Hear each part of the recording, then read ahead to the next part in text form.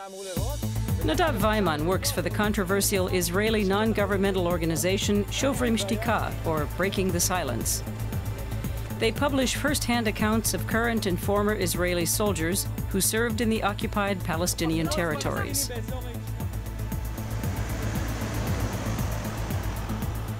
Israeli society is divided on the organization's activities, which include promoting debate on the role of Israeli troops in the occupation.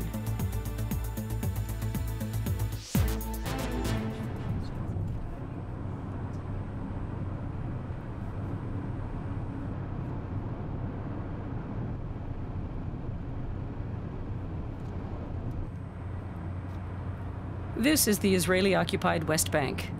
Weiman served for 3 years here as an army sniper. Wow, I wasn't here for years. Wow. See this house? I really remember there were problems on this road, and our command was to make our presence felt. So the Palestinians would know that we, as IDF soldiers, are controlling this area. So if they threw stones, the Palestinians on Israeli cars, on settlers' cars, we go and did scans. We scan all of the houses in the village that night. Weiman is now 31 years old. He spent most of his deployment in the West Bank city of Nablus.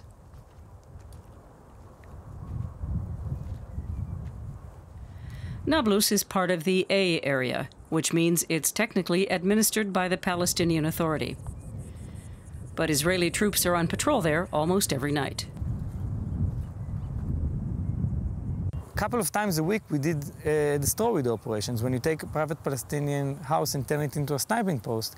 And we used to take aerial photos of Nablus and just choose houses. It means that the family, the Palestinian family that lives inside, that is an innocent family by definition, their life is going to, is going to get ruined, because in the middle of the night, 12 or more soldiers would invade their home and, put them inside one of the rooms and block the rest of the house from them. And we're going to use that house as a sniping post. Weiman began to have doubts about his mission. Now he wants to make sure that the critical voices of other veterans are heard. So what we are doing here for the past 50 years, what we are talking about in Breaking the Silence, is to control 4.5 million Palestinians by military force. It means that I, as a soldier that was sent over here, I was everything. I was the cop, I was the soldier, and I was the judge for a lot of times, because I have to enforce the military law on Palestinians. They didn't choose me as the ruling government, who didn't vote which law it's okay or not okay. I decide for them, and I come from my country, this is not my country, to control them. Security forces on the streets of a small town near Tel Aviv in April 2017.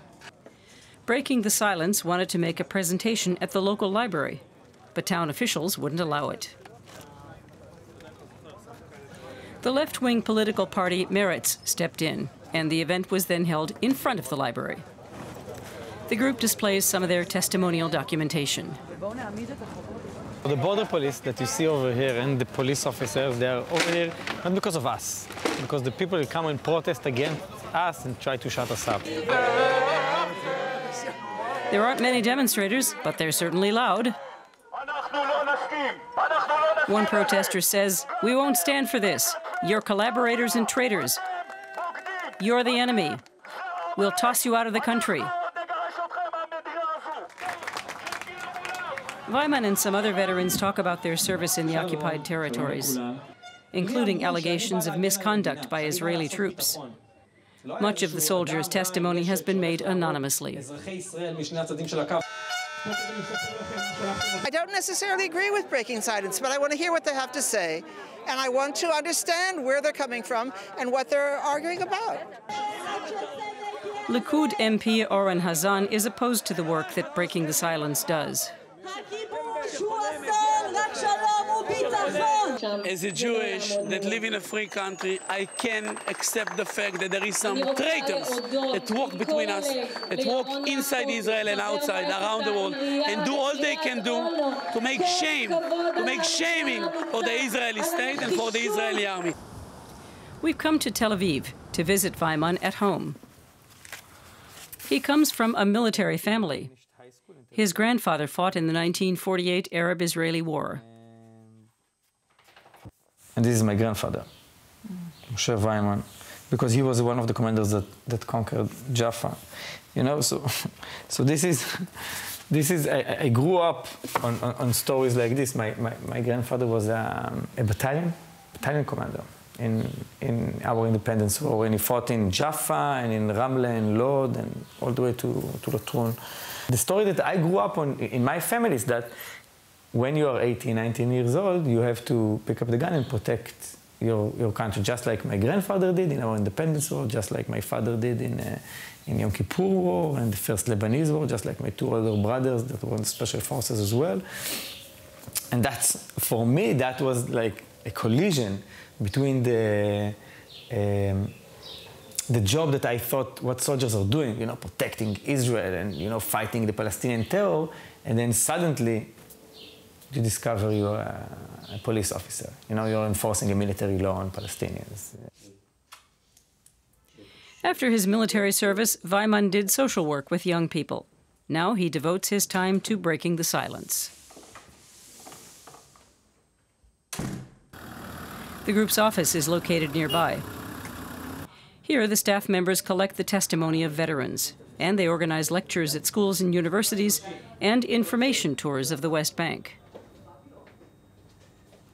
Many of those who work here say that the political climate in Israel has changed dramatically over the past several years. Today, there's more pressure on groups that are critical of Israeli policy. One of the activists, Frima Bubis, says the word leftist is now often used as an insult. When people call us traitors, I mean, what we can do is just go back to who we are and say, we were soldiers, we were there, we contributed to our country, we wanted to serve our country, but the occupation is not doing good to our country. So I really believe that what I'm doing is a patriotic act, even if it's not perceived like that. That's certainly not the way the Israeli government sees it. In May, Prime Minister Benjamin Netanyahu called off a meeting with German Foreign Minister Sigmar Gabriel, who had planned to meet with representatives of Breaking the Silence. The Israeli Foreign Ministry says that the group is trying to discredit Israel in the eyes of the international community. Deputy Foreign Minister Tzipi Hotovely takes a hard line. Breaking the Silence is an extreme organization that is based on lies. When you think about organizations that do human rights issues, you usually think about organizations that are using the justice system in the state in order to prove what they're claiming. Breaking the Silence never used the Israeli justice system. They are based on anonymous testimonies that were never verified in Israeli courts. And we are a democratic system. We have our force is used only to defend ourselves. Veterans, including Nadav Weiman, reject those claims. Here on an information tour in the West Bank city of Hebron, they want to show what everyday life is like here. More than 50 Israelis have come from Tel Aviv to take part. For years, everyday life in Hebron has been marked by violence, riots, and Israeli countermeasures, and attacks carried out mostly by young Palestinians. Weiman conducts tours of Hebron several times a month. Today, in our society, it's very important to come to the tours with Breaking the Silence to see the reality. So you can come back home and say, listen, I saw it. I know what the settlers are doing. Listen, I saw it. I know what is the rules of engagement of IDF soldiers in the West Bank. Listen, I saw it. I know what is a closed street for settlers. This part of the city is administered by the Israelis. Several hundred settlers live here, guarded by Israeli troops. Shuhada Street has been closed off for several years. Only settlers and Israeli troops are allowed to move around freely. This is how the street used to look on a sunny afternoon. And now we're coming to what's called the spice market. It used to be right here. We live an hour and a half away from here, and we don't really experience all the stuff that's going on, even though we know about it in the back of our minds. Some settlers film the group. Others try to provoke them. The group hadn't counted on meeting any settlers. Near a checkpoint, a settler shouts, "You want more people to die? Shame on you."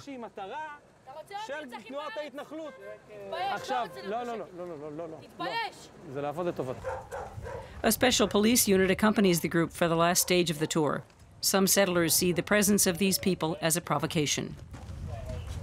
The group meets a Palestinian activist who belongs to an organization called Youth Against Settlement. He talks about his life here. It's a rare exchange of opinion between Israelis and Palestinians.